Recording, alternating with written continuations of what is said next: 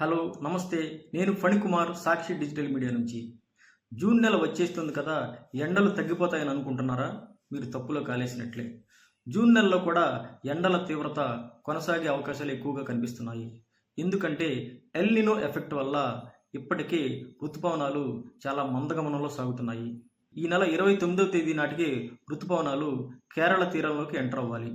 కానీ అవి రాలేదు. దీన్ని బట్టి ఋతుపవనాలు 10-15 రోజులు ఆలస్యంగా మన ప్రాంతానికి వచ్చే అవకాశం ఉంది. దీంతో ఉష్ణోగ్రతలు ఇంకా కంటిన్యూ అయ్యే అవకాశం ఉందని వాతావరణ శాఖ తెలిపింది. దీని ప్రభావం వ్యవసాయ రంగం పైన తీవ్రంగా పడే పరిస్థితి నెలకొంది. ఇప్పటికే గత కొద్ది రోజులుగా 45 నుంచి 48 డిగ్రీల టెంపరేచర్స్ నమోదయ్యాయి.